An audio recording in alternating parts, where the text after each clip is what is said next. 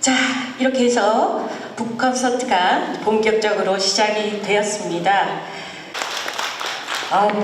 아주 다양한 많은 시민분들이 이렇게 축사를 보내주셨나요? 아주 다들 재밌게 보셨나요? 네. 의원님, 이거 정말 큰일 났습니다. 의원님이 해야 될 일들이 정말 많은 것 같아요. 자, 그러면 오늘 북콘서트의 주인공이신 우리 원효희 의원님 박수로 맞이하겠습니다.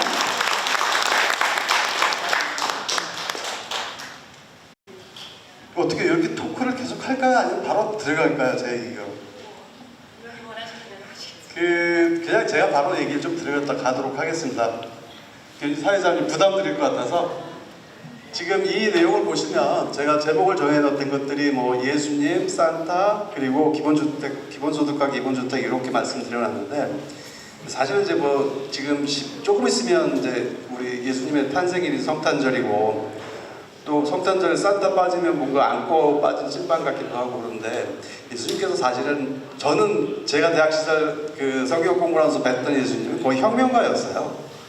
그러니까 가장 낮은 쪽의 사람들을 찾아다니시고 가장 낮은 쪽의 사람들을 먼저 챙기시고 그것이 진리였고 그것이 사랑의 본질이었다고 말씀하셨던 거였고 그 다음에 뭐 바리새파 사람들이라든지 이런 사람들의 상층부에 대해서 정말 거리낌 없이 내가 율법을 가지고 어려운 사람들을 거꾸로 올가매는 직결을 하다 가면 큰일 난다라는 소리를 대놓고 하셨고 그 속에 율법의 정신을 보라고 그 안식일이 사람을 위해서 있는 것이지 사람이 안식일을 위해서 있는 게 아니라는 말씀을 많이 하셨거든요. 그래서 그런 과정들 속에서 저것이 맥이 닿는 것들이 기본소득과 기본주택에서 이제 이걸 가지고 있었고요. 그냥 전 또 한 가지는 제가 늘 그 성경 구절 중에 제일 좋아하는 구절이 먼저 그의 나라와 의를 구하라 그리하면 이 모든 것을 더하시리라. 이거 뭐 마태복음에 나온 얘기들인데 저는 이제 그래서 이제 계속 이걸 파고 들어가고 있는 거죠.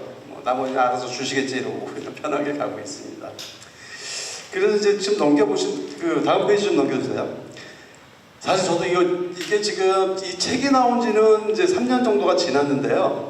그 사이에 계속 이제 기본소득 문제, 기본주택 문제를 파고들면서 이제 어디까지 갔었냐면은 통화정책 문제하고 재정정책 문제까지 계속 들여다봤어요. 근데 저도 들여다보면서 깜짝깜짝 놀라는 일이 벌어지기 시작했는데 근데 내용은 아주 간단합니다.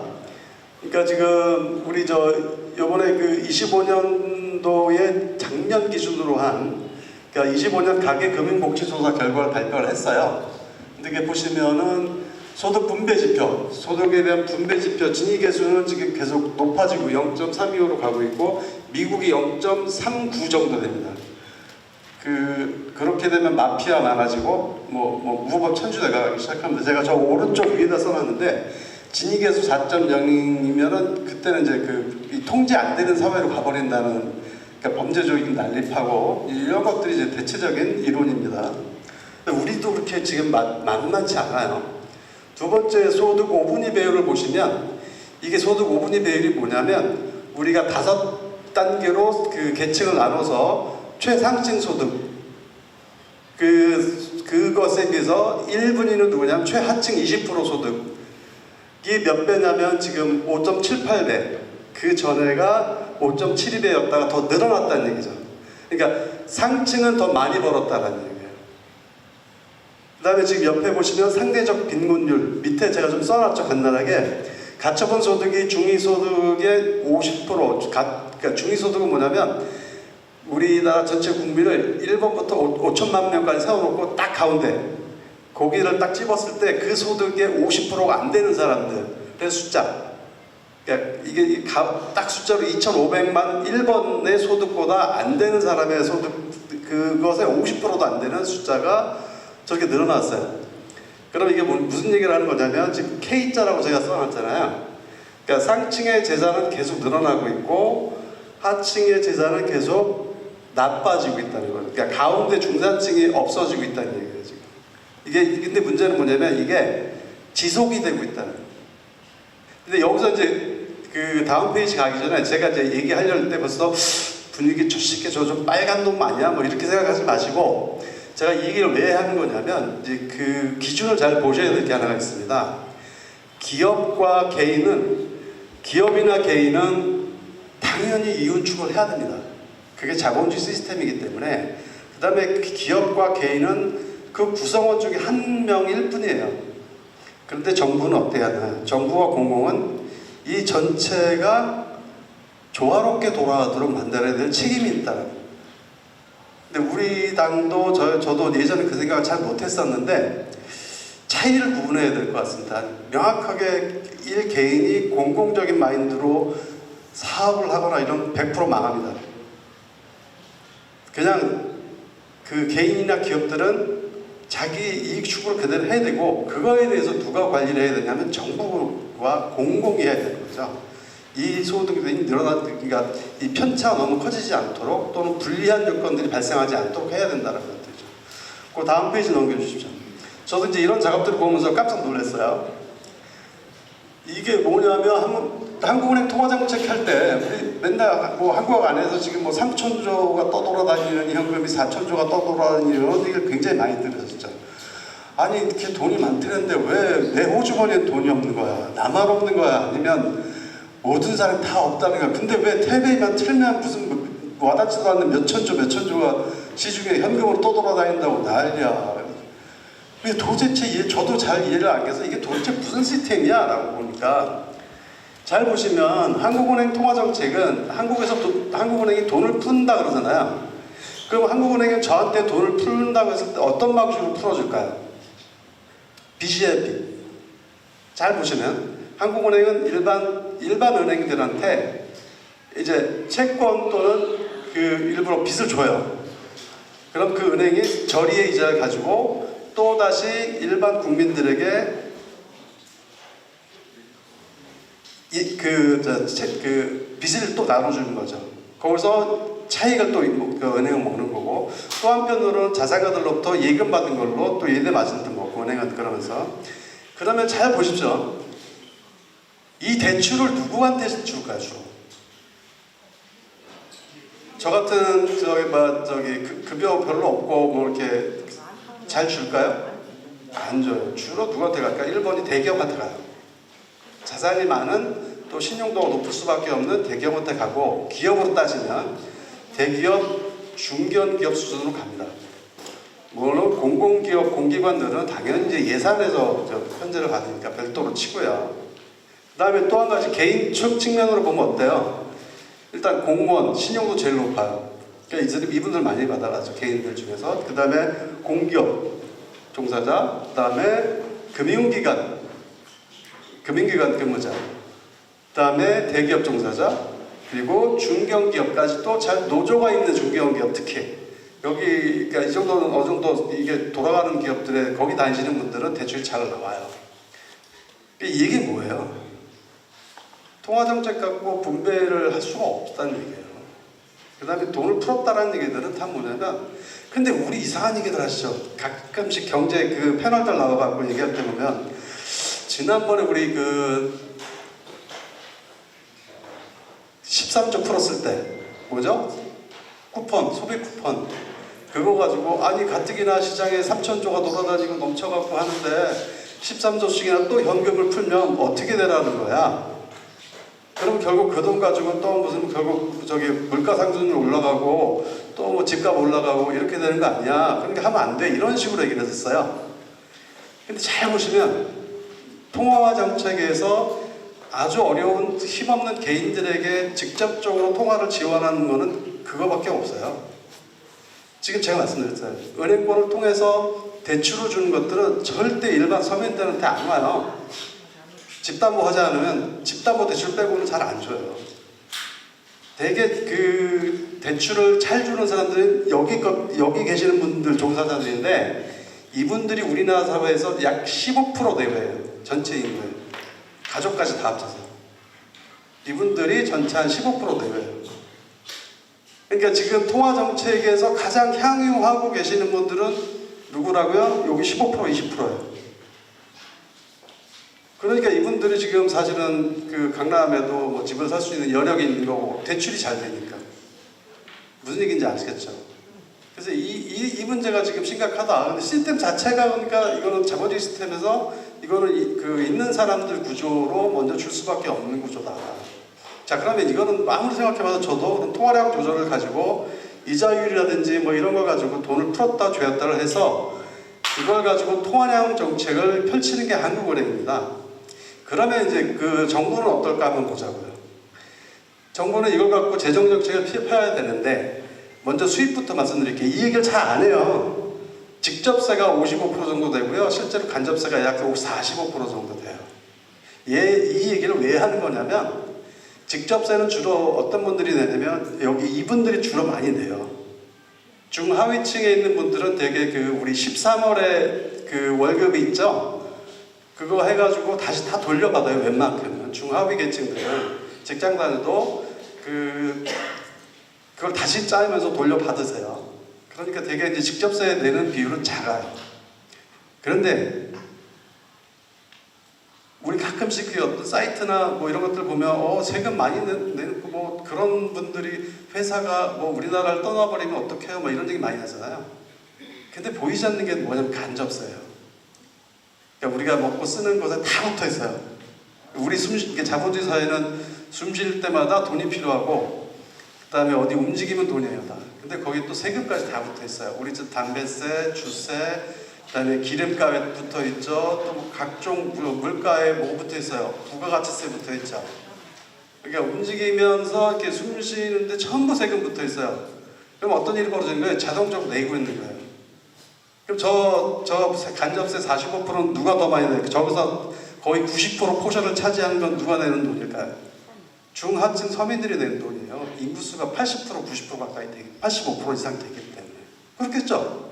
왜냐면 무슨 재벌이라고 해서 하루에 10개 먹어요? 아니잖아요. 그냥 똑같이 2끼나 3끼 이렇게 먹는다고요 다들. 근데 이 얘기를 제가 자꾸 하는 것들이 뭐냐면 그러면 이대로 두면 앞에서 제가 K자 모양으로 부익부 빈익빈 지금 그 양극화가 심해지는 그 과정에 있는데 그 구조를 일단 제가 보여드린 거잖아요.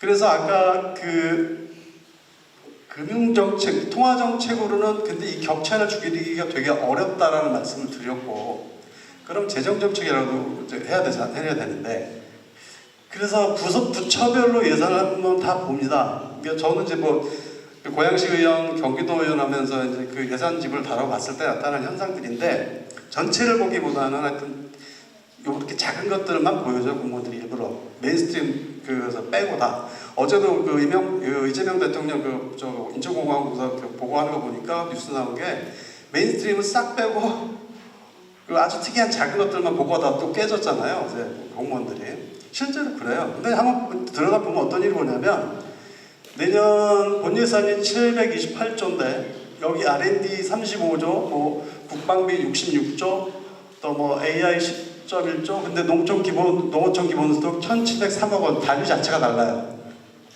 이제 이 말씀을 왜 드리냐면 예를 들어서 저런 부처에 예를 들어서 R&D 비용하면 누구한테 갈까요? 대학 연구소거나 대기업 연구소예요. 중소기업은 자격이 안 돼요. 연구소 자체를 못 써요. 대기업으로 거의 50% 이상이 대기업으로 간다고 보시면 되고요. 특히 R&D 비용은 뭐 80, 90% 이상이라고 보시면 될 것 같아요. 찾아보니까. 그 다음에 국방비 한번 보시자고요. 국방비 66조. 누구한테 이 돈 다 갈 것 같아요? 국방연구원 통해서 국방업체들이 되게 많아요. 근데 다 어디예요? 현대, LIG, 한화. 우리가 아는 다 대기업들이에요. 이 얘기를 제가 이제 왜 하는지 잘 드려보세요, 한번. 그 다음에 그 밑에 거 한번 쭉 보시죠. 성장산업 지원한다고 AI 쪽, AI를 할 수 있는 데가 어디에 다? 우리 네이버, 무슨 뭐, 다 그런 데잖아요, 대기업이죠. 그리고 이제 R&D 투자 그러면 이제 또 뭐, 그거 다 대기업 쪽이고, 아까 말씀드린 대로. 그 재밌는 것 중에 하나가 항공우주산업 항우이라고 하는데, 요번에 그 누리호 발사한 거 아셨잖아요. 근데 그 재밌는 일이 또 뭐냐면 요번에 그 전체를 주관한 게 한화 에어로스페이스라는 대기업. 돈은 정부 예산으로 들여놓고 이게 지금 뭘 하고 있는 거냐면 기술 이전을 해주고 있는 거예요. 이거 나쁘다는 얘기 아닙니다. 그러니까 이거를 나쁘다는 것도 아니에요. 절대 잘 들으셔야 됩니다. 그러니까 기술자를 다 하고 있어요. 그럼 이분들은 정부 예산 가지고 한화 에어로스페이스는 그냥 기술자를 다 받는 거예요. 그래서 그것이 완결돼서 수출까지 하면 어떤 일이 벌어지냐면 바로 밑에 나오는 국방, 요즘 우리 K국방, 방산, K방산 난리 났잖아요. 수출을 엄청 하잖아요. 이 케이스가 국방연구원 쪽에서 예산을 가지고 다 투자를 해주고 대기업들이 다 받아갔어요. 그럼 이제 수출까지 하는 단계까지 왔어요. 그랬더니 어떤 일이 벌어지냐면 국방연구원에서 수출액의 2%를 보너스로 받아요. 거꾸로. 그래서 그 중에 1%를 연구원들이 먹고 1%를 재투자해요. 근데 이 연구원들은 누구 돈으로 한 거예요? 국민 세금으로 한 거잖아요. 저는 이걸 말씀드리고 싶은 거예요. 잘 보시면 토탈로 보시면 상위 1, 20% 이 직군에 있는 대기업, 중견기업, 공기업 거기 종사자들이 정부 예산 728조 중에 거의 500조 이상을 이분들에게 쏟아붓고 있다는 얘기예요. 이거 잘 생각해 보셔야 돼요. 근데 이걸 잘 몰라요. 우리한테 공무원에도 절대 이런 얘기 안 해요. 그러니까 이거는 심각한 거죠. 저는 그렇다고 하지 말라는 거 아닙니다. 절대.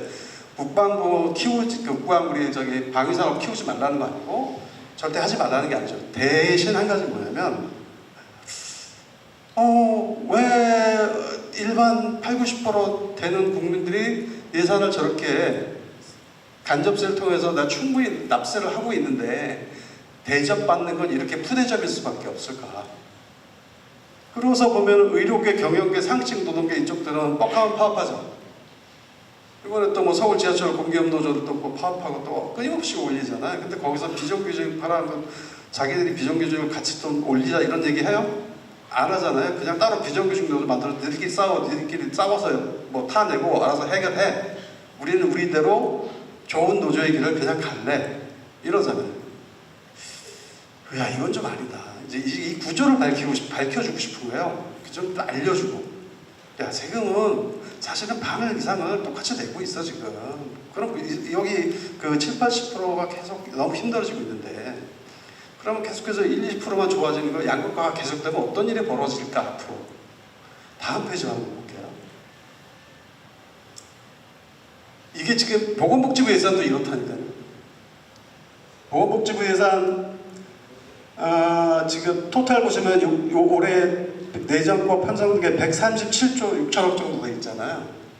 근데 공적연금이 55조 5천억이에요. 이 공적연금이 누구 대상이냐면 공무원, 군인, 사학연금 이거를 얘기하는 게 공적연금. 근데 그 옆 한번 보세요. 기초생활보장 20조밖에 안 되죠.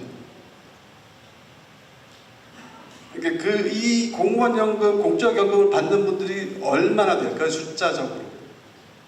아까 봤던 그 20% 내에 들어있는 분들이에요, 이분들이.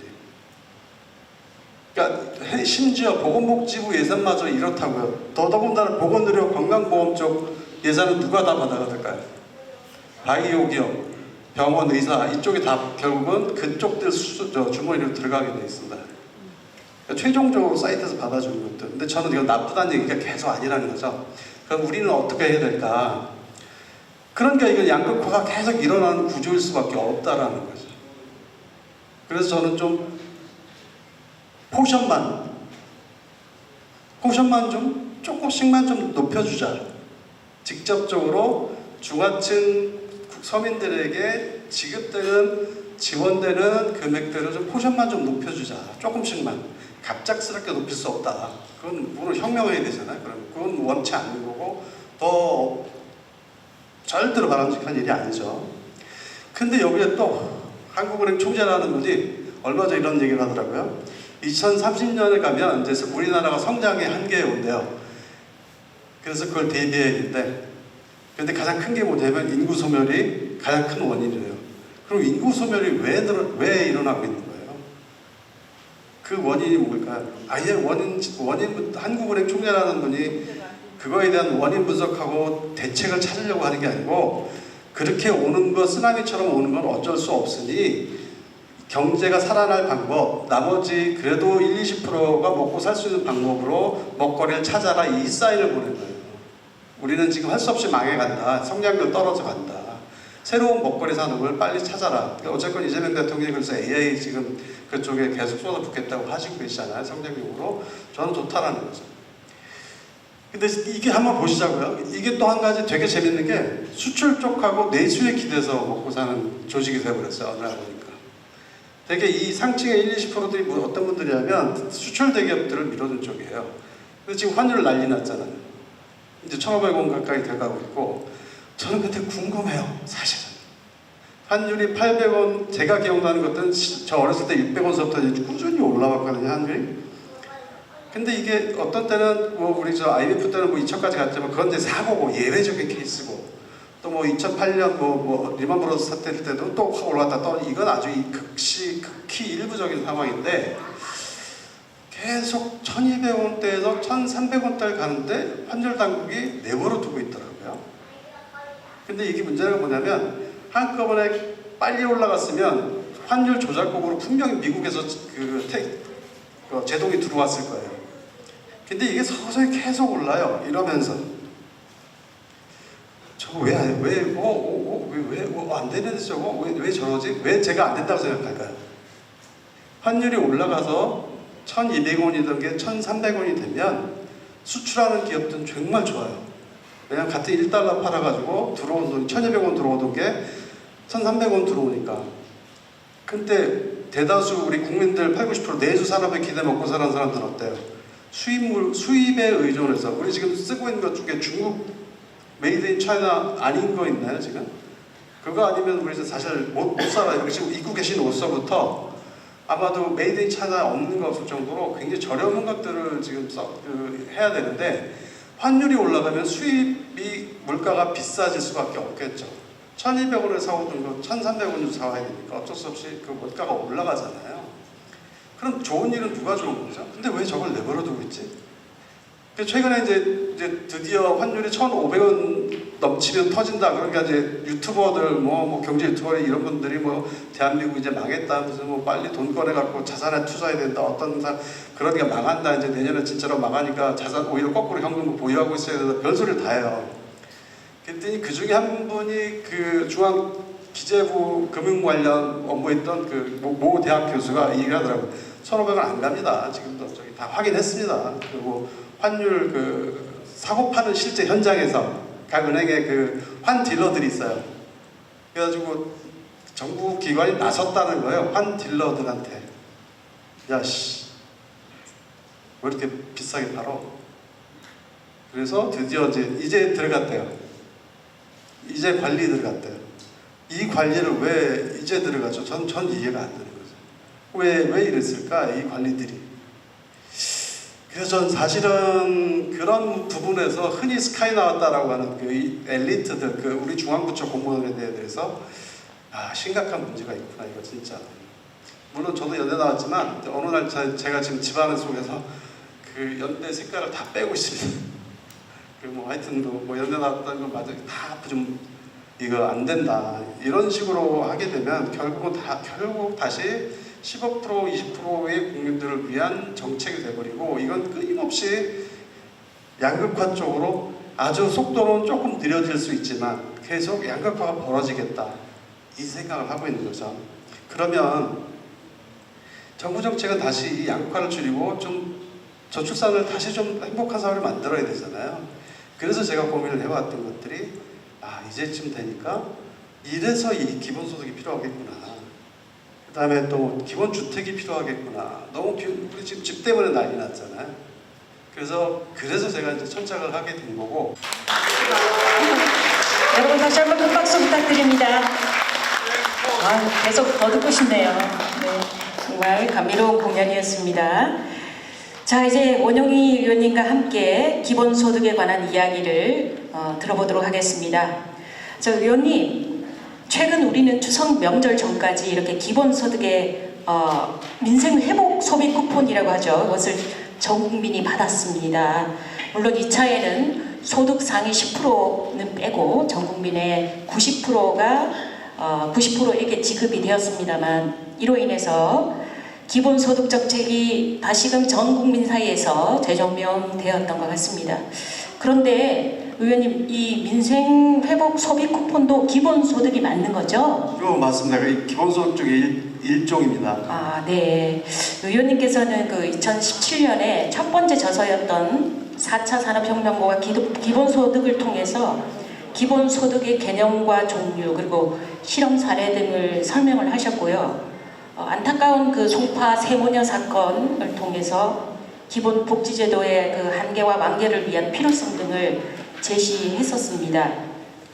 이후로는 기본소득에 대한 주제로 한 책들도 많이 나오고 또 강연도 많아져서 많은 분들이 이 기본소득에 관한 의의나 필요성에 대해서는 어느 정도 이해하고 계신 것 같습니다. 맞습니다. 지금 뭐 다양하게 여러 가지 얘기가 나왔기 때문에 이해도가 많이 높아지신 것 같아요. 아, 네. 그런데 이 소비 쿠폰에 대해서는 여전히 논란이 많았습니다. 금액이 너무 작은 것이 아니냐, 그런 불만부터 또 쓸데없이 예산을 낭비한다, 현금으로 표를 얻으려고 한다, 그리고 뭐 정부 배급을 늘려서 심지어 뭐 공산주의로 가는 것이 아니냐라는 등등의 좌우에서 다양한 말들이 많이 나왔는데요. 그리고 또 한편에서는 너무 많은 예산이 들어가는 관계로 인해서 이제 기본소득 정책은 무늬만 남고 소비 쿠폰으로 어떠한 명분만 쌓고자 하는 것이 아닌가 하는 그런 자조적인 반응들도 있어 왔습니다. 이러한 기본소득 정책을 계속 살려내려면 어떠한 방안들이 필요한지 의원님의 생각을 들어보고 싶습니다. 요거는 좀 제가 직접 보여드리면서 말씀을 드릴게요. 예. 실제로 지금 우리 사회자님이 말씀해 주신 대로 우리 소비 쿠폰, 그러니까 특히 우리 그 코로나 시즌에 재난 기본소득이라고 표현하면서 나갔잖아, 25만 원씩. 근데 5천만 그러니까 25만 원 곱하기 5천만 명 하면은 그냥 13조 원 정도 나옵니다, 계산이. 근데 이제 문제가 뭐냐면 그러면서 계속 실제 받는 금액은 1인당 25만 원밖에 안 되는데 이렇게 쓸 것도 없고 뭐 어쩌다 저녁 먹는다라고 하는데 이걸 좀 어떻게 해야 되나? 그때 토탈로 하면 13조 원 전체 예산에서 어마어마하게 큰 돈 같이 느껴지잖아요. 그래서 이제 그 얘기를 하면서 저도 그때 고민이 됐었던 것들이, 그래서 아마 그 얘기 들어보셨을 거예요. 우리 민주당에서 막 여러 가지 얘기를 할 때 기본소득은 복지정책 X 아니에요, 경제정책이에요, 이런 얘기를 했던 걸 많이 들으셨을 거예요. 그거 제가 만들었어요. 이게 답답해서. 사실 금액이 작아서 크게 복지적인 요소로서는 사용되기 힘들기 때문에 대신 그 25만 원을 지역 화폐로 지급하면서 무조건 써야 되잖아요. 저축할 수 없게 만들었고 또 기간을 정해놓고 쓰게끔 만들었어요. 아니면 다 환수해가는 형태로. 근데 이분들이 이제 그동안 못 먹었던 소고기도 좀 사 먹고 안경도 좀 사시고 이러면서 그 망가졌던 내수 경제가 살아난 거죠. 그걸 보면서 제가 승수 효과를 얘기한 거였거든요. 그래서 이거는 경제 정책이다, 복지 정책을 넘어선 경제 정책이다 처음으로 얘기했는데, 어느 날 보니까 경기연구원 박사님 통해서 이재명 지금 대통령의 언어가 돼버렸어요. 그다음부터 이제 저는 사라지고 이재명의 언어가 되었죠. 전 그 저작권이 없으니까 뭐라고 얘기 못하겠고.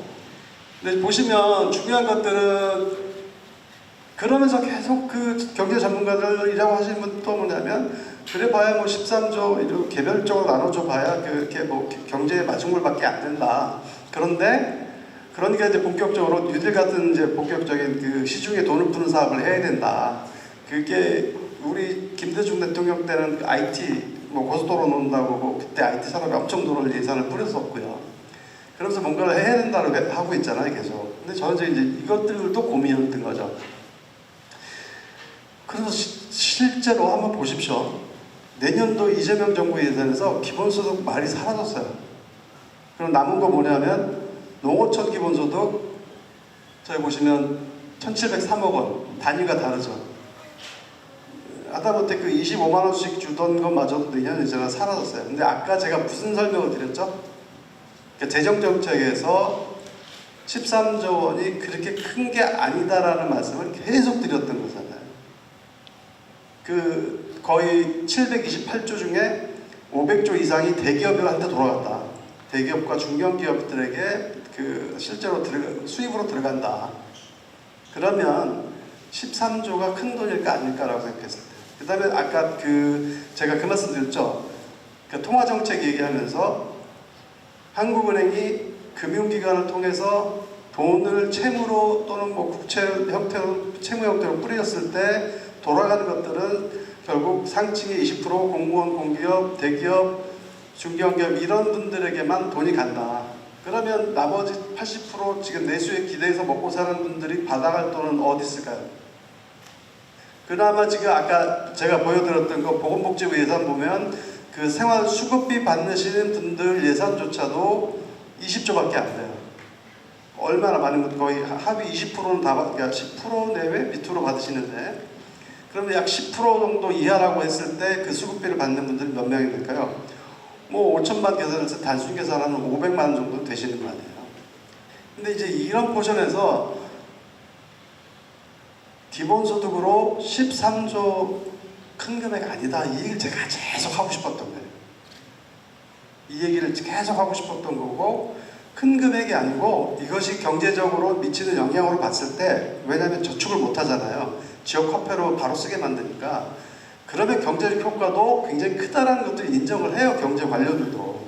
근데 이 사람들이 경제 관료들이 인정을 하면서 무슨 얘기를 하냐면, 이번에 저 소비 쿠폰 덕분에 내수 경제가 살아나고 있습니다. 라고까지만 얘기해요.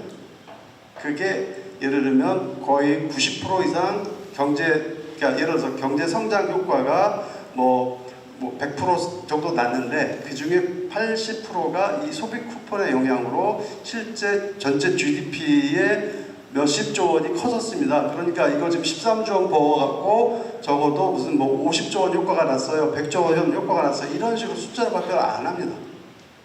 그러니까 인정하지 않고 싶은 거죠. 이거 자꾸 쓰고 싶지 않은 거예요. 경제 관료들은 자꾸 대기업 쪽에만 주고 싶은 거예요. 그리고 모자란다고 얘기를 하죠. 근데 저는 아니라고 보는 거죠. 왜? 일반 70-80% 서민들은 직접적으로 정부 지원을 받을 수 있는 게 저거밖에 없어요. 왜냐면 70-80%에 지금 사시는 분들이 되게 그 내수시장에 기대서 먹고 사는데 그분들의 월급이 어디에 멈춰져 있어요? 최저임금에 거의 수렴을 해요. 거기에는 이미 그 중소기업에서 다니시는 직장에 다니시는 분들은 전문직 자격증이 있어도 그냥 300-400만 원에서 다 무슨 연공서열 이미 없어진 지 오래고, 그 다음에 무슨 취업에 대해서 많은 보장을 받는다 이런 것들에 대해서도 사실 그러니까 서로가 마찬가지고 중소기업들도 마찬가지고 그러니까 서로 어느 때든지 나갔다 들어왔다를 하게 되고 이런 일이 계속 벌어지고 있는 거죠. 그럼 이분들이 혜택을 받을 수 있는 게 뭘까요? 정부로부터 도대체 이 포션을 좀 늘리자는 거죠. 야 이거 다 두드럽고 절대 그런 건 아니고요. 이 포션을 좀 늘려서 적어도 50조 보냈을 때, 그럼 예를 들면, 그러니까 25만 원, 1인당 25만 원씩 주던 거를 50만 원으로 늘리면 26조가 되잖아요. 그러면 52조면은 1년에 100만 원씩은 줄 수 있겠죠. 대신, 이지암 피부과 했던 한국병 원장 돈 많은 이런 사람들 나와서 저 같은 사람 안 주셔도 돼요. 왜 줘요, 저한테? 막 이렇게 얘기 많이 하시잖아요. 그런 분들 빼고, 그럼 아예. 그 기본소득이라는 개념에 연연하지 말고, 그러면 지난번에 90%에만 줬잖아요. 그럼 이번엔 80%, 상위 20% 빼고 80%에게만 그러면 한 100만 원씩 줘보자. 그러면 예를 들어서 13조 해갖고 4배니까는 그게 4, 4, 32, 한 52조 안 된 것들이 그 중에 80%밖에 안 되니까 40조면 충분하잖아요. 1년에 100만 원씩만 지급할 수 있다는. 근데 그걸 또 그분들이 저축 못하게 그 지역 화폐로 줘갖고 3개월 안에 쓰세요. 받은 순간 3개월 안에 쓰세요. 계속 이러면 생활도 나아지고 내수 경제 돌아가기가 커지잖아요. 그러니까 제가 답답했던 것이 뭐냐면 3천조 시중에 4천조라는 돈이 또 돌아다니는데 왜 서민들의 삶은 나아지질 않나요? 이거에 대해서. 그리고 왜 양극화라는 소리가 계속 나오냐. 아까 표 보여드렸잖아요. 처음에 K자 곡선으로 양극화 지금 계속 진행 중. 이렇게 가면 심지어 한국은행 총재가 이렇게 가면 우리 2030년에 이미 성장률 바닥. 그리고 우리는 이제 점점 거꾸러지는 대한민국이 돼간다. 이 얘기를 한국은행 총재가 할 정도면 하여튼 뭐 그렇게 얘기해서는 안 되는 사람이 대책을 얘기하는 사람이 그렇게 얘기한다는 게 실망스럽지만 그래서 저는 그 얘기를 하는 거예요. 그래서 그럼 대안을 뭐냐? 근데 아직도 기본소득 하면 뭐라고 생각하시냐면 모든 사람에게 똑같이 나눠준다라고만까지만 생각하고 계세요. 그래서 이 생각을 이제 하나씩 좀 정리 좀 하자, 좀 바로 잡자. 그래서 첫 번째는 제가 말씀드렸듯이 13조짜리 25만 원씩을 100만 원으로 4배 정도 더 불고 대신 한 80% 줄여서 하게 되면 뭐 40 정도밖에 안 나가는데 이게 가져올 내수 경제에서의 확대 효과를 좀 발표 좀 하자. 그런 게 경제 유발 효과잖아요. 경제학자들이 하는 게 그런 거예요. 우리 뭐 할 때마다 뭐 여기 전 시장님도 계시고 또 시의원님도 계시고 이렇게 했던 분 공무원님도 계시고 국장님 출신도 계시는데 그분들 되게 어떤 그 보고서 받아볼 때마다 경제 유발 효과 이런 거 다 봤잖아요. 이런 사업을 이런 예산을 투입했을 때 얼마의 효과가 난다.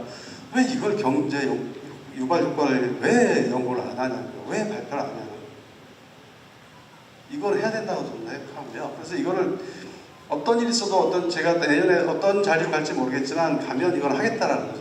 어떤 형태로든지. 그래서 이게 효과가 이렇게 내수시장 부양 효과가 있고 거기에 내수에 기대해서 먹고 사는 70~80%의 국민들이 이렇게 하면 1년에 40조에서 50조만 부어도 이렇게 경제 성장이 내수 경제가 윤활유가 된다. 돈이 돌아가고. 아까부터 말씀드렸지만 통화정책으로 한국은행에서 돈을 아무리 풀어도 서민들한테 그 돈이 안 옵니다. 무슨 얘기인지 아시겠죠?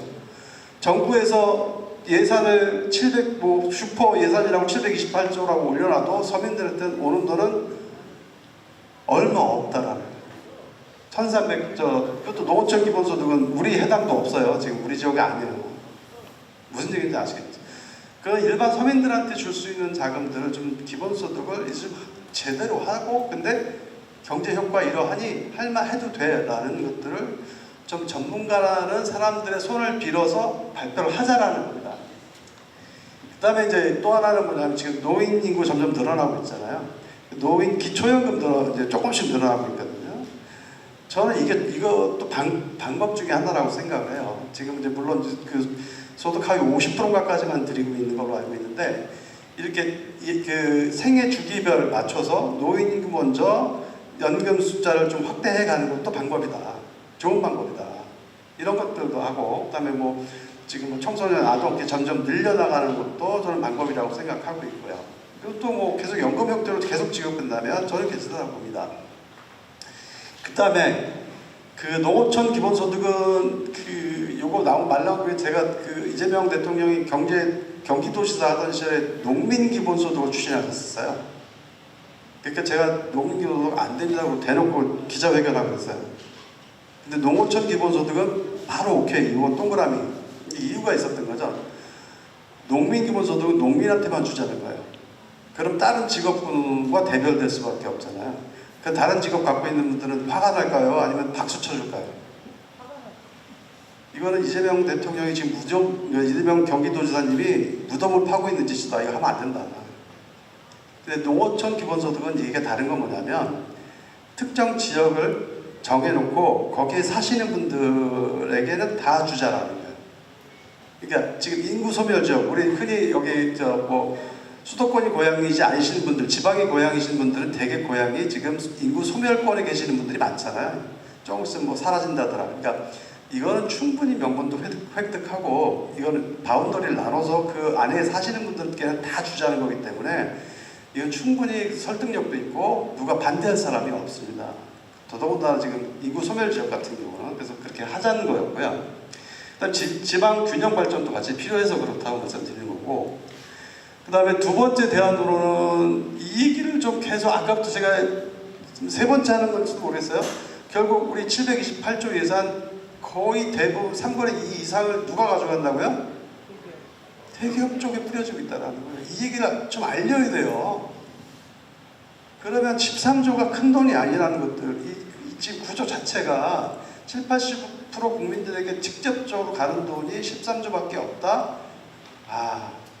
근데 보건복지부 예산도 그 중에 뭐 20조 있고 근데 그 20조는 뭐냐면 최하층 우리 수급자들에게만 주는 돈이잖아요. 보통 중산층, 중하층에서 그러니까 차상위부터 계신 분들은 받을 수 없는 금액들이잖아요. 또 그러니까 이걸 좀 알려서 그 기본소득이라는 13조가 결코 큰 돈이 아니다. 우리 재정 여건에서도. 이걸 좀 저는 알려달라고 자꾸 얘기를 하고 있는데 이 얘기를 계속 하고 다니는 거예요, 제가. 이거 큰 돈 아니다. 약 40조만 들어가도 80% 이하로 주면 된다. 그러면 1년에 100만 원씩 지급할 수 있다.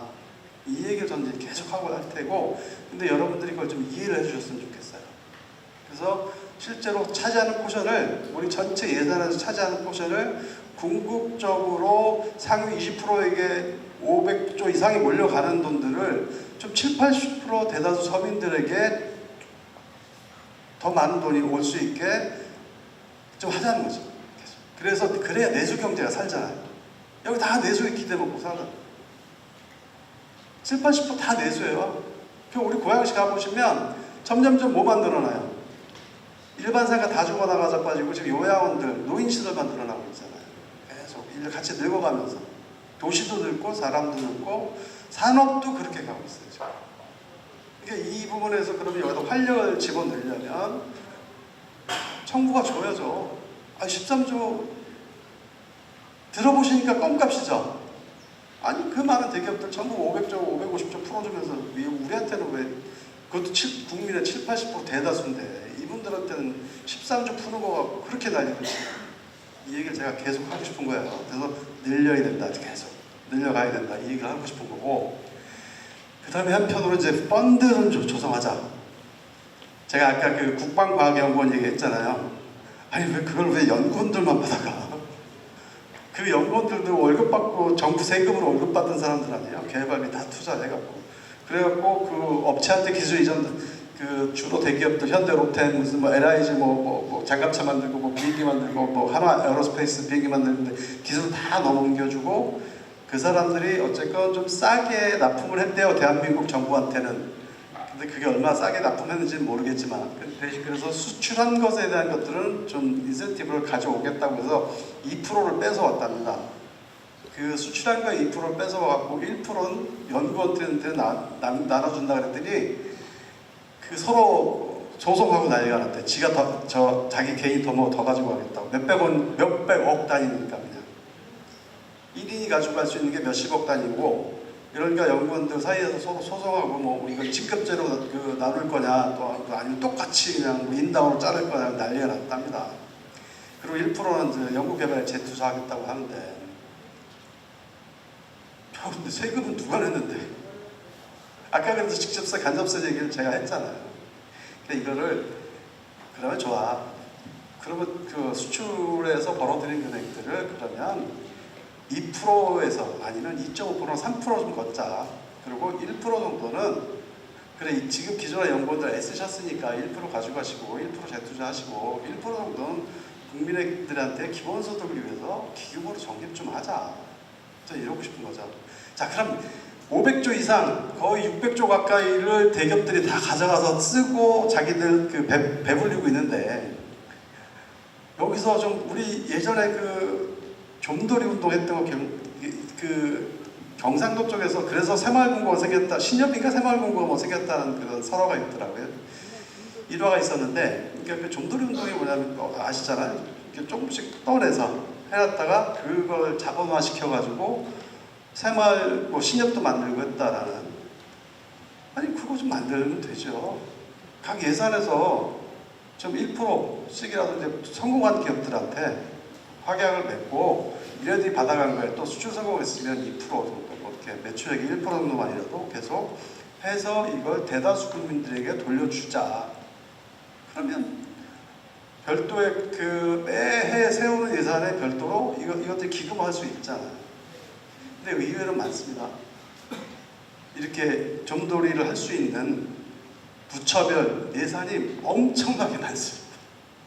지금 제가 예산이라고 표현해서 그렇지, 이걸 중앙부처 예산하고 지방 그 광역자치단체 예산, 기초까지 다 합쳐갖고, 물론 기초 별로 없는데 떠날 때가 어쨌건 궁극적으로 그 예산을 써갖고 어느 쪽으로 들어가느냐, 누구 호주머니에 들어가느냐 따져보면 거의 대기업 중견기업들이에요.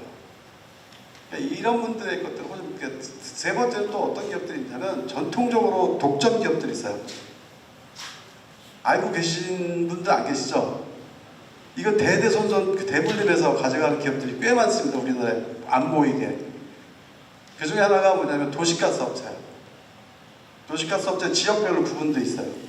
그런데 거기는 혼자 독점을 해요. 그 지역에서.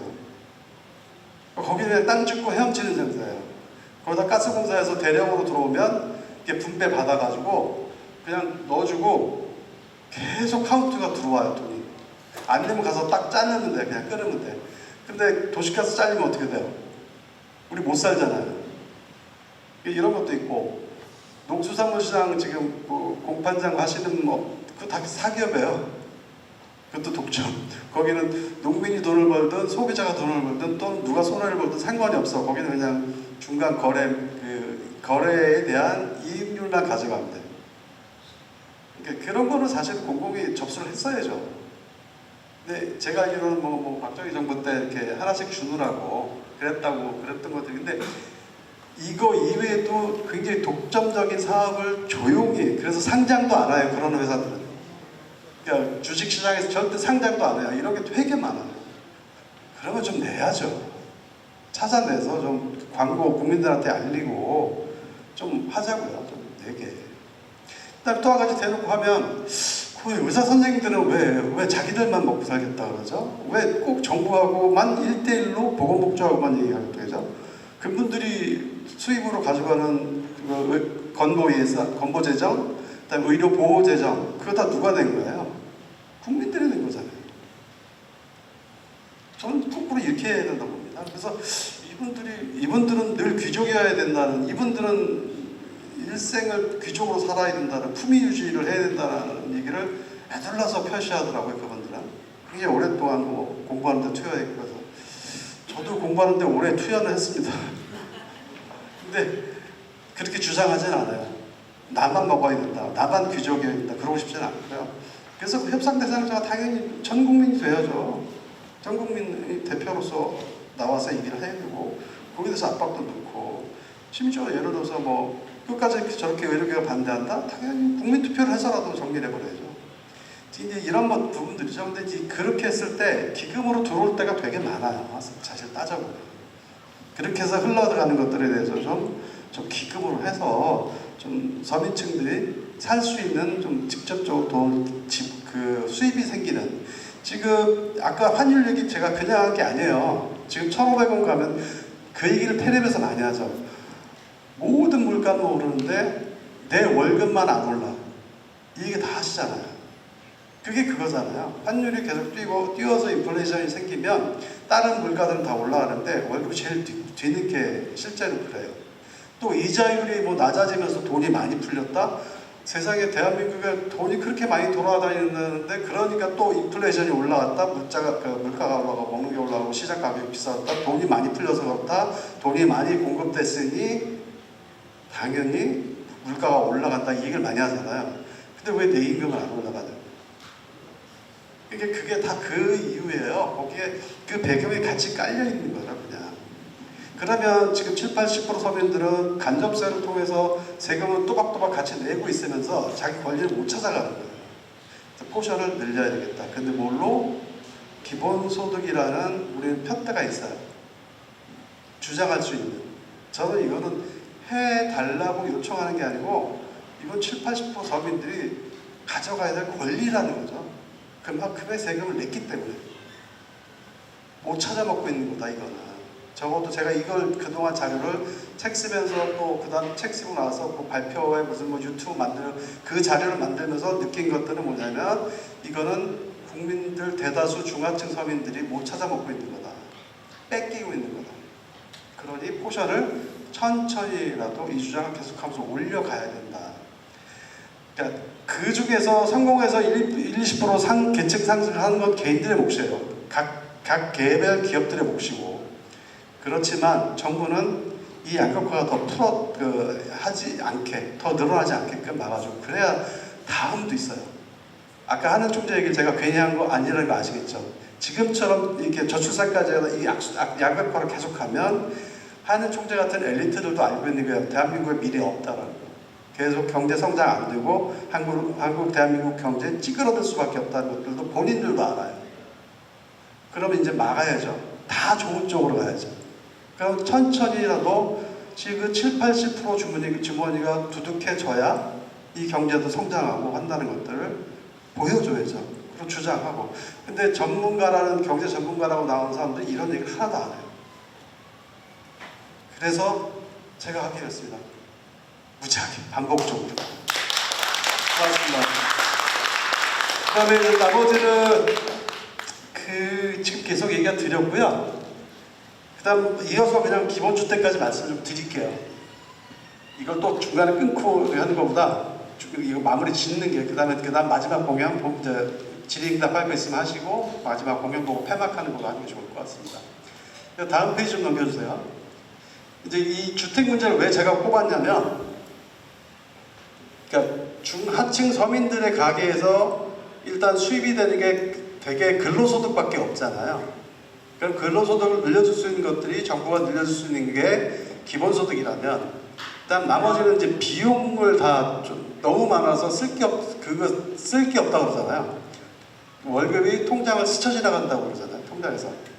그럼 뭐야? 그러니까 근데 그 중에서도 가장 큰 게 뭐냐면 주거비 부담이에요. 그런데 이제 이미 그 주택 시장이라는 것들이 이미 형성돼 있잖아요. 우리는 자본주의 사회이기 때문에 주택도 상품이다 라는 것들에서 저는 그걸 인정하지 않겠다는 게 아닙니다.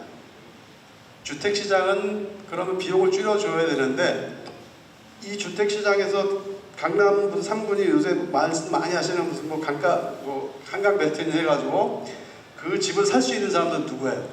아까 보셨죠? 제가 그 통화정책 얘기하면서 그 많은 돈을 대출 받을 수 있는 사람들은 대개가 다 그런 직업군에 있는 사람들이라는 얘기 말씀드렸잖아요.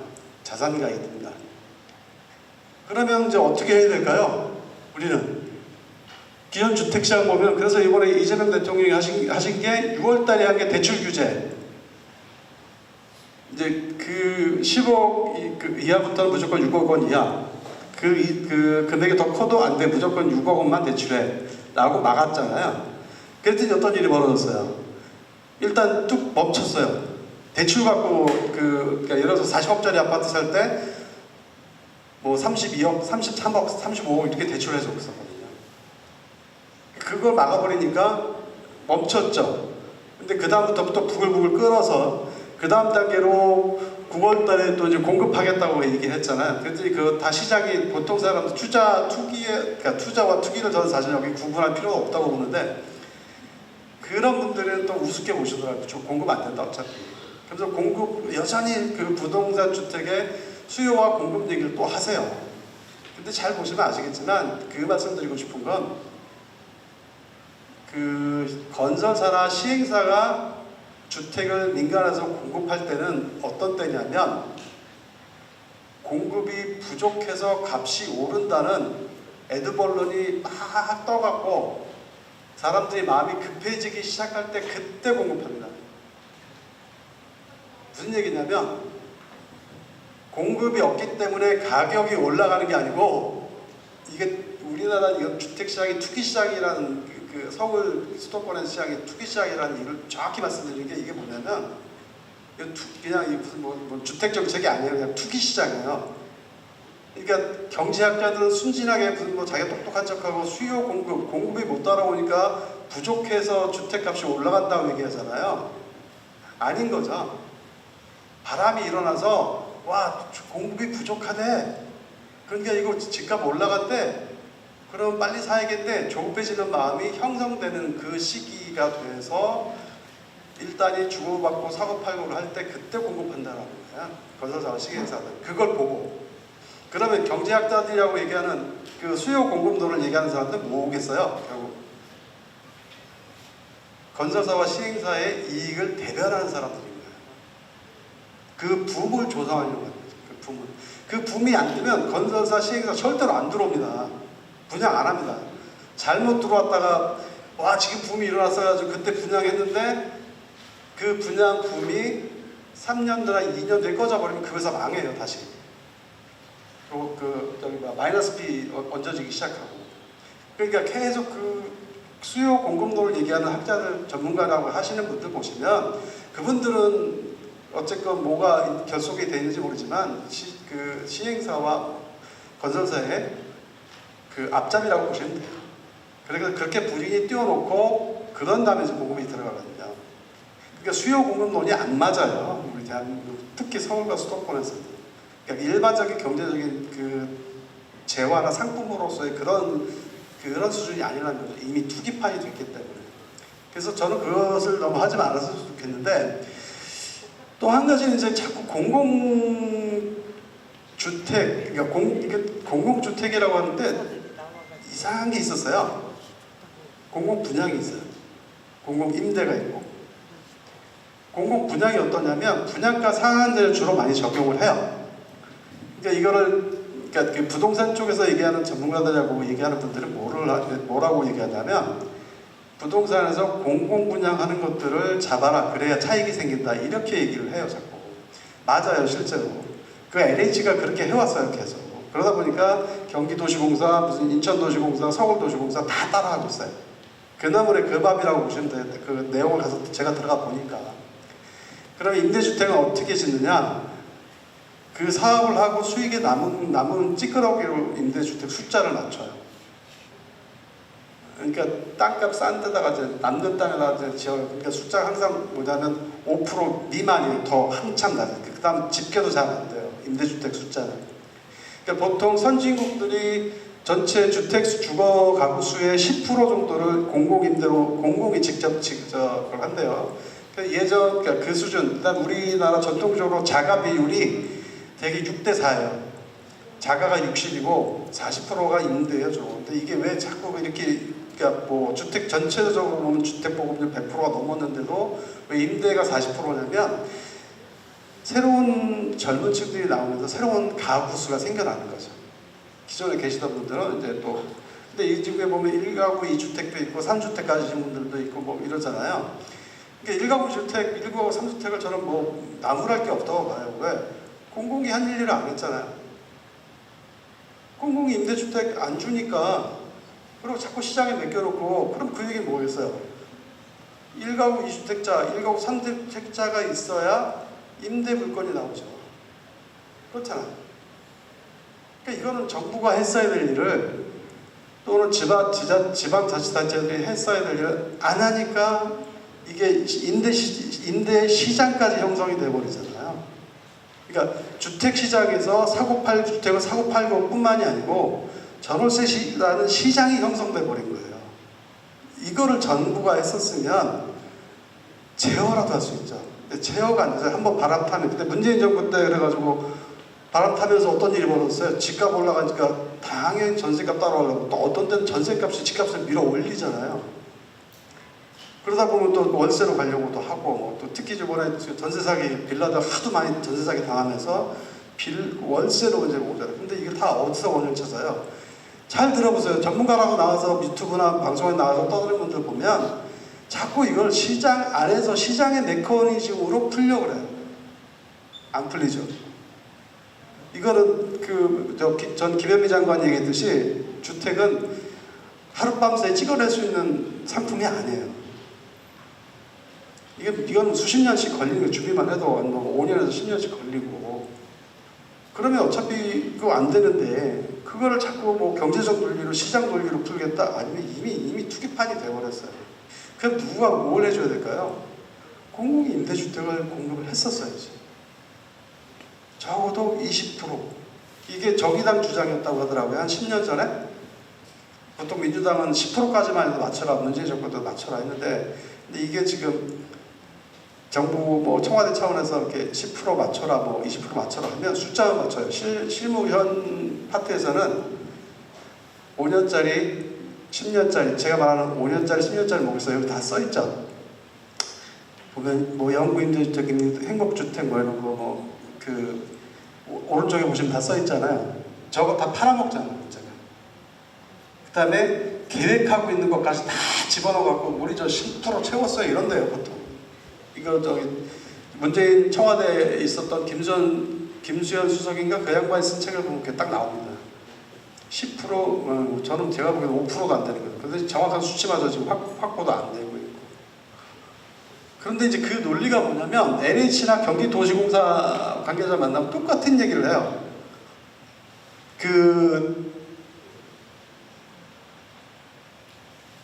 LH 보시면 제가 요 중간에 오른쪽 중간에 이렇게 적어놨죠. 사업 수익이 1% 건설하는데 이분들이 뭐라고 얘기하냐면 첫째, 사업비 부족하다. 임대 아파트는 무조건 적자다. 그다음에 지겹게 민원 많이 들어온다. 얘네를 싫어해요.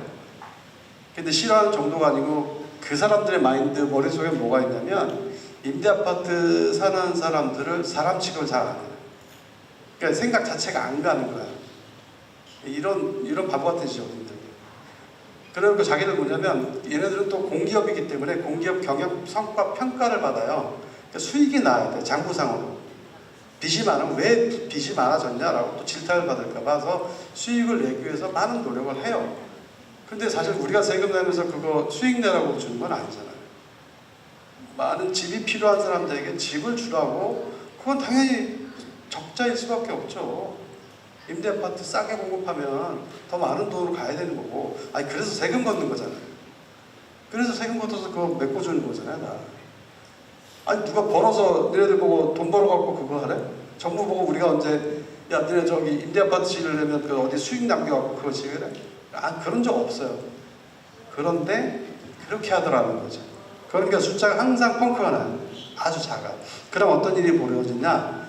시장이 형성되죠. 전월세 시장이란 게 임대 시장이라는 게 형성이 돼요. 그럼 임대료가 어떤 일이 벌어져요? 임대주 마음이 되겠죠, 당연히. 그럼 시장에 올리면 예를 들어서 우리 저기 매입 임대주택, 매입 전세주택, 아니 전세 임대주택 이런 거 있잖아요. 그러니까 그 어려운 분들이 전세주택을 경기도시공사나 뭐 LH나 찍어갖고 나 여기 저기 전세 들어갈래요 그러면 그런 분들이 경기도시공사 먼저 저걸 전세를 임대해갖고 그 어려운 분들한테 그 재계약을 해요. 그런데 어떤 일이 벌어지냐면 정책적으로 그 똑같은 예를 들어서 요만한 거 그 뭐 10평짜리 주택을 이번엔 1억이었는데 지금 집값이 올라갔으니까 1억 2천으로 잡아줘야 되겠다라고 경기도공이 또는 LH가 발표를 하잖아요. 주겠다고. 그러면 이 집이 고쳐지지도 않은 채 그대로 전세값이 올라갑니다. 그러면 이 여기서 사시는 분들은 대출을 결국은 저리이지만 1억짜리에서 1억 2천짜리 변화 없는 집을 다시 그대로 받아서 이자를 더 내야 되는 상황이 벌어진 거죠. 이게 지금 사실 제가 지역구로 이 지역의 얘기였어요. 이 지역.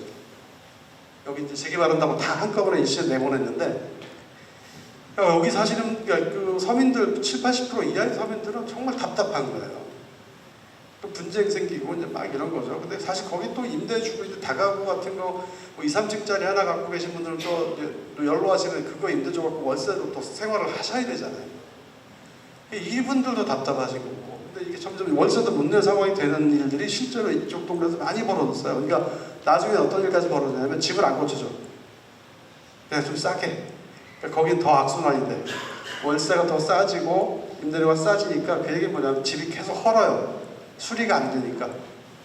그럼 계속 가고 더 힘든 분들이 오셔요. 그러니까 이게 지금 우리 심각한 문제인데 이걸 해결하려면 어떻게 해야 되지? 라고 하면서 제가 생각해 본 것들은 LH한테 맡기면 안 되겠구나. 국토부가 직접 예산 써야죠. 근데 꼭 이 얘기를 제가 한 게 아니고요. 기획재정부, 국토부, 퇴직하는 장관들이, 그 퇴직 고위 공무원들이 이런 얘기를 인터뷰를 해요. 이제 본 예산 써야죠. 이러면서. 있을 때는 안 하고요. 퇴직하면서, 그러니까 본인들도 아는 거야. 저 본 예산 써갖고 임대주택은 공공이 책임져야 된다. 대한민국이 어려운 분들을 책임져줘야 된다. 그러면 두 가지 일이 발생을 해요. 왜냐하면 전월세 시장에서 전월세를 가려고 하는 분들이 선택지가 생기잖아요. 예를 들어서 좀 숫자가 넉넉하게 한 20%까지 공급된다면 사적으로 이렇게 공급하는 1가구 2주택, 3주택자들이 저 시장에 내놓은 물건하고 공공임대아파트가 예를 들어서 충분해서 그 지역에서 경쟁을 한다고 해보시자고요. 그러면 전월세 시장에서 값이 어느 게 더 쌀까요? 당연히 공공 쪽이 싸요. 제 아들도 지금 직장 때문에 화성가 있는데 그 사적으로 아주 작은 오피스텔 비슷한 걸 얻었던 비용에 비하면 지금 그거에 따블인 평수의 임대 아파트에서 지불하는 금액은 반 이하로 줄었어요. 그럼 어떤 일이 벌어질까요? 나머지 전월세 시장도 가격이 낮아지겠죠. 선택지가 있으니까. 서민들에게 선택지가 생기면 당연히 전월세 임대시장의 가격이 낮아져요. 그다음 조금 더 풍족하게 예를 들어서 평수가 다양하고 고급진 걸로 공급이 계속 이루어지면 그게 관리 유지가 되고 거기에 커뮤니티까지 잘 들어가게 되면 어떤 일이 벌어질까요? 나 굳이 집 안 사도 되겠는데? 라고 생각하는 사람들이 생길 수도 있다는 거죠. 물론 불안해하는 것들도 있을 수 있지만 거꾸로 나 이 정도면 나 그냥 나 늙어 죽을 때까지 이런 집 살아도 되겠는데 정부가 보장만 한다면 이런 분들도 생길 수 있고 그러니까 선택지가 많아진다는 것들은 경쟁력이 생긴다는 거잖아요. 두 번째는 정말 전 나쁜 놈이라고 생각하는 게 있어요. 서울시 뭐 용산 것까지 뭐 전부 개발해서 공공 분양 하라는 거예요. 무조건. 서울시 땅이 더 이상 어디 있어요? 남은 게 뭐 종로구 부암동 그 산꼭대기 가면 아직 그 자연 그린벨트 청와대 때문에 살아남은 그린벨트들이 꽤 있어요. 산꼭대기까지 그거 다 밀어서 저 분양하라는 거야. 그럼 좋은 게 누구겠어요? 중간에서 결국 그거 개발해갖고 예를 들어서 SH공사나 LH가 이렇게 사가지고 건설업자들한테 줄 거 아니야, 땅을. 그럼 걔들이 또 다시 팔고, 지어서 팔고, 이익 남기고. 근데 그게 언제까지 가능하겠습니까? 땅이라는 게 한정되어 있는 거잖아요. 그리고 그걸 다음 후손들에게, 그걸 왜 자꾸 개인 사유화 시키냐는 거예요. 공공재로 갖고 있어야지. 그래야 다음 세대들도 또 그 다른 용도로 쓸 수 있게 물려줘야죠, 계속. 그런 게 뭐냐면 토지 빗죽 효과입니다. 거기다가 공공임대주택을 계속 지어서 소유권을 정부 또는 지자체가 공공이 갖고 있으면 이 토지는 어디 안 가요. 사유화되지 않았기 때문에. 그러니까 나중에 예를 들어서 그 아파트가 30년이 되고 40년이 됐어요. 재건축을 해야 되는지 뭘 해야 되잖아요. 그때는 정부가 그때 상황에 맞게 다시 헐어서 짓고 또 다른 형태로 예를 들어 그때쯤 30-40년 후에 집이 남는다면 그러면 그거는 다시 여러 가지 교육시설이든 무슨 생활시설이든 다시 지을 수도 있고 재편할 수도 있겠죠. 근데 지금처럼 다 팔아제껴버리면 수도 이전하는 수밖에 없죠. 새로운 황무지로. 이거는 너무 답답한 말이 안 되는 거죠. 근데 지금 다 아시잖아요. 나오면 뭐 저 중앙부처 고위 관료들 전부 강남에 집 하나씩 갖고 있다는 거.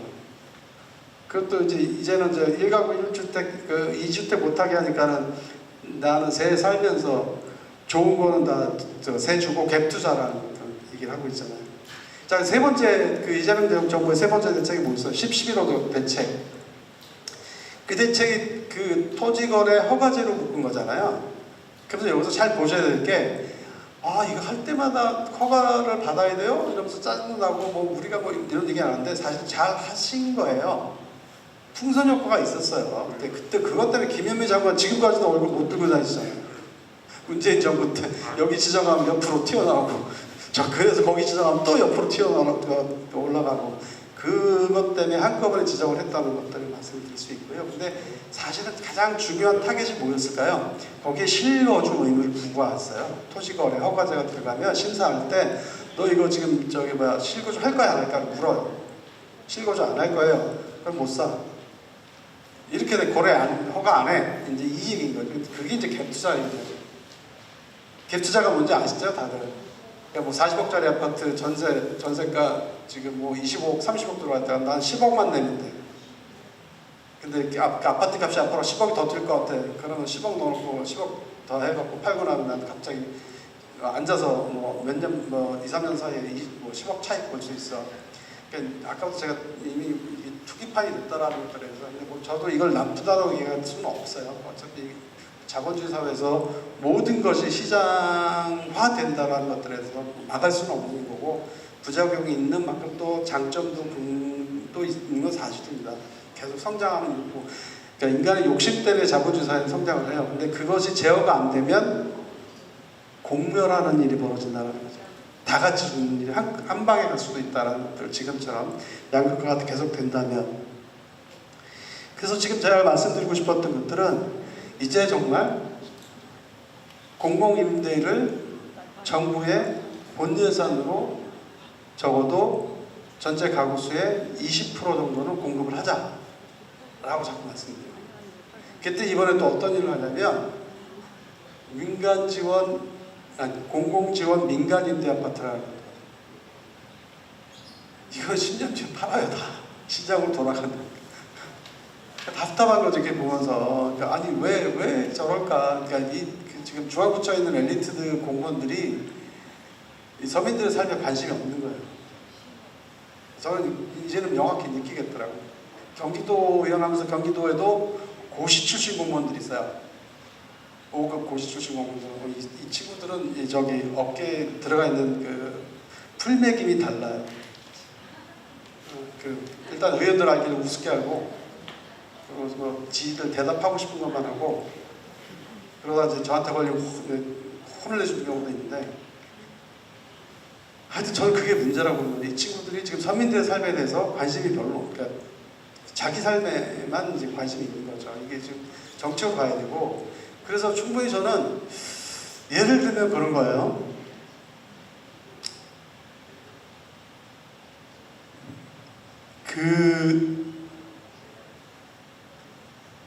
지금 용산 가지고, 용산 미군이 떠난 자리 가지고 지금 설왕설래 벌써 그걸 계속 전문가라는 사람들이 거기 뭐 오피스 해봐야 이제 끝났다, 큰일 난다. 지금 우리 원흥이나 여기 나와도 지금 지산 뭐 지식산업센터 했다가 지금 엄청난 공실에 지금 난리가 났잖아요. 그렇게 된다. 그러면서 결국 또 아파트 지어서 공급해야 된다. 그리고 건설사한테 팔아라. 이걸 또 그 전문가라는 사람들이 또 얘기를 하고 있어요. 저는 좀 그만하자라고 얘기를 하고 있고, 이거를 좀 당연하게 제가 하고 싶은 것들이 뭐냐면, 그런 자리에다가 대규모 아주 임대 아파트를 멋지게 뭐 수만 가구로 좀 공급한다면, 그래서 이게 계속 랜드마크가 돼준다면 저는 너무 좋을 것 같아요. 그러면 이게 왜 좋은지 한번 마지막 한 번만 더 말씀드릴게요. 지금 아까도 계속 말씀드렸던 것들이 인플레이션이 환율 때문에 지금 이런데, 지금 문제는 뭐냐면 계속해서 호주머니 사정, 그러니까 노동소득, 근로소득 갖고는 못 사는 사회가 돼가고 있어요 지금. 그 얘기 계속 드렸던 건 이제 느끼시겠죠. 자산소득 그게 너무 빨리 올라가니까 이제 명확하게 월급만 갖고는 절대 할 수 없다는 것들, 이제는 제 아들 또래들까지 다 이제 하면서 요새 주식 투자를 해요. 월급 아껴가면서 주식 투자하고, 아직 부동산까지는 이제 자기가 모아둔 돈이 없으니까 못하겠다고 하는데, 이제 좀 이런 것들에 대해서 하나씩 좀 주머니를 늘려줘야죠. 주거 비용만 좀 줄여도 젊은 친구들이 좀 훨씬 나을걸요. 저희 아이도 좀 그 얘기를 해요. 주거 비용만 좀, 만약에, 그러면서 제 눈치를 보죠. 제가 뭐가 있어야죠. 아무리 저한테 손가락, 제가 야, 나 집 하나야. 나 이거 나중에 주택연금 받아갖고, 지금 국민연금도 얼마 없는데, 난 얼마 안 나와, 나 국민연금도. 그러고 있는데 우스갯소리 하는데, 주택 문제를 해결해 준다면 정말 젊은 친구들에게 저는 그게 1번일 것 같아요. 그래서 적어도 청년 시절 이제 혼자 독립해서, 취업해서 독립해서 결혼하고, 결혼해서 애를 낳을 때까지 최소 10년에서 15년 정도를 정말 주거에 대한 비용 부담 없이 미래의 계획을 설계하고 젊은 애들이 할 수 있다면 훨씬 나아지지 않을까요? 좀 마음의 여유도 생길 것 같아요. 그럼 애도 좀 나을 것 같고. 지금 애들이 지금 저희 아들 또래 지금 맨날 우리 와이프하고 애 있냐, 애인 있냐라 이제 눈치 보는데 이제 아예 말을 안 하려고. 그 얘기만 나오면 처단을 하는 거예요. 화를 내고. 근데 내버려 두고 있는데, 저도 그 바람이 그렇죠. 좋은 배우자 만나서 편하게 지냈으면 좋겠고, 손주 보고 싶고 뭐 이런 거 있을 거 아니에요. 보통의 가족. 요즘 안 그렇다니까 진짜로. 진짜 요즘 청년들이 얘기를 아예 안 합니다. 그 속은 또 얼마나 썩겠어요. 표현 못하는, 안 하는 그 청년들의 속은. 근데 이제 문제는 뭐냐면 이게 우리 미래, 우리 사회 전체의 미래가 달려있다는 건 이미 다 알고 계시잖아요. 지금 이렇게 계속 저출산으로 가면, 아니 한국은행 총재가 인증을 했잖아요. 이 저출산 수준을 계속하면 우리나라 성장률 2030년이면 정지, 그 다음부터 잘못한 마이너스 성장. 그 얘기 뭐예요? 지옥 된다는 얘기예요. 그럼 그거 되기 전에 정신 좀 차리고 좀 고만 좀 탐욕스럽게. 그럼 개인이나 기업은 아까 말씀드렸던 대로 그 탐욕을 제어할 수가 없어요. 왜냐하면 5천만 중에 한 명이잖아요. 그냥 나 혼자서 어떻게 할 수가 없어요. 그럼 누가 해줘야 돼요? 정부가 해줘야죠. 정책으로. 그거 하라고 정부 축소해주고 세금 내고 있는데. 그래서 예를 들어서 용산 같은 자리에다가 정말 몇만 가구 정말 아주 제대로 된 고급 좋은 임대주택을 저렴한 가격으로 해준다면 그걸 다 볼 거 아니에요. 저는 그걸 보는 청춘들이 뭘 볼 거 같냐면 대한민국의 희망을 볼 것 같아요. 그걸 정말 우리 이재명 대통령에서 우리 당이 한다면 그렇게 하겠다 해서 그럼 희망을 보겠죠. 아 주겠구나. 서울에서 실제로 사례를 들어보면 어떤 일이 벌어졌냐면 판교예요. 판교가 분당 아마 그 성남시권일 거예요. 거기가 그 판교의 지식산업센터가 예전에 처음 들어왔어요. 그때 처음 들어올 때 어떤 일이 있었냐면 코스닥 업체들이 대거 몰려들었어요. 분양 이익까지 준다고 그래가지고. 그래갖고 거기가 잘 됐잖아요. 근데 거기 보고서, 경기도시공사 쓴 보고서에 거기 이제 아파트를 공급할 때 서민들을 위한 주거 안정 정책으로 공공분양을 하겠다고 사업을 내밀었어요. 그래가지고 했어요. 그때 팔 때는 3억 원짜리 집이었어요. 근데 뭐 딱 그 5년 뒤에 10억, 20억이 돼버렸어요. 그때 어떤 일이 벌어지겠어요? 거기서 일하는 젊은 친구들이 거기에서 살지를 못해요. 저 강북구 무슨 저 자양동 무슨 막 이런 데서 지하철 타고 그 판교까지 와요. 그러니까 이미 이익을 번 사람인데 그 10년 뒤에 똑같이 분양하겠다고 하면서 거기다가 공무원들이 뭘 써갖고 저한테 보고서를, 의원들한테 보고서를 올렸냐면 서민들의 주거 안정을 위해서. 근데 이런 공무원들을 어떻게 해야 정말 이게 야 문구가 이거밖에 없냐, 솔직해져라 차라리. 근데 거기 다 분양받는 또 공무원들이 있어요. 아주 어처구니 없게도 조사해보니까.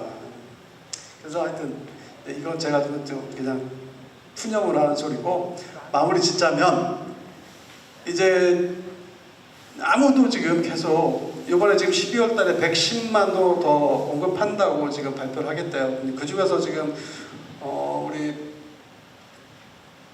저희 그 지역에서 활동하시는 박상준 회장님 같은 분들은 그 얘기를 소스를 빨리 접하시면서 그 얘기를 해요. 지금 지축이니 뭐 또 우리 저쪽 향동 뭐 남은 지역들, 더불어 남은 지역들 이런 데다가 또 추가로 학교 부지까지 다 털어갖고 가려고 한다. 저쪽 그 공급 계획에 학교도 없는데 무조건 집만 공급하겠다는 얘기를 또 한다. 걱정이 나르는데 임대주택하고 학교 가야죠. 제대로 가야 될 것 같아요. 근데 이 얘기도 이제 앞으로가 제가 꾸준히 떠들겠습니다. 지속적으로. 근데 임대주택 얘기하는 경제 전문가는 주택 전문가는 아무도 없더라고요. 다행히. 이거는 제가 제 전문으로 남길 수 있겠다. 그래서 이거 뭐 제가 계속 하기로 했습니다. 일단 여기까지만 하겠습니다. 고맙습니다. 감사드립니다. 이제 좀 정말 제대로 기본소득과 기본주택에 관한 정기와 이해가 되는 것 같습니다. 어디에서도 저는 이런 얘기를 이렇게 솔직하게 들어본 적은 없는 것 같아요. 이렇게 의원님이 제안해 주신 이런 내용들이 우리 국민들에게 보다 많은 혜택이 되는 정책으로 좀 완성될 때까지 의원님 좀 최선을 다해 주시기 바랍니다. 부탁드리겠습니다. 네.